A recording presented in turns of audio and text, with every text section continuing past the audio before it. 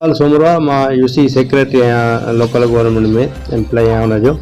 असांजो मसइलो आहे त अॻ में असांजो जेके जावेदारी धुरा उन्हनि सां अॻ में साल खनि अॻ में झेड़ो थियो हुयो, त उन खां पोइ झेड़े थियण खां पोइ असांजो ठाह बि थी वियो। असांजो जेका चटी पई उहा बि भरे ॾिनीसीं, असांजे मेड़ रखी वॾेरनि उहा बि असां भरे ॾिनीसीं। उन खां पोइ असां हाणे कल्ह ईअं थियो त अलाह ॾिने सां को जलबाणी बिरादरी जा माण्हुनि जो को टसल हुयो।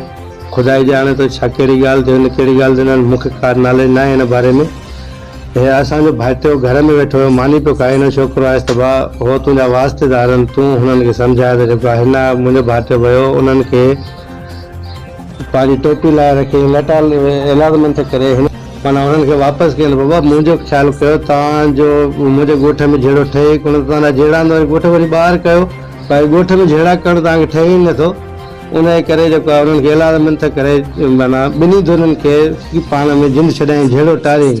उन खां पोइ जॾहिं उहो जलबाणी वञे पियो हितां पंहिंजो वापसि, त असांजे ॻोठ वारनि ॿिनि माण्हुनि उन्हनि ते फायरिंग कई बकौल माण्हुनि जे। मां पाण हक़ीक़त में साम्हूं कोन हुयुमि, जंहिं ते चवनि था त हुन बि फायरिंग कई, जंहिंमें हिकिड़ो को बिलावल छोकिरो ज़ख़्मी हुजे पियो। हाणे उन्हनि जो मौक़ो बि आहे, असां उन्हनि खे ॻोल्ही आई आहे, जॾहिं त असांखे इन बारे में भई का बि ख़बर न आहे। असां को नीत पिया थो वठनि, किथे बि ॻाल्हियूं कनि, चरबेली कराइनि। असां हिन ॻाल्हि में हाज़िर आहियूं।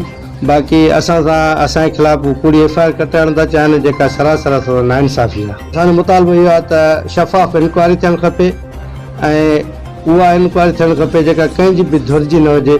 जेको इंक्वायरी डिसाइड करे उन्हनि में असां हाज़िर आहियूं, पाबंद आहियूं।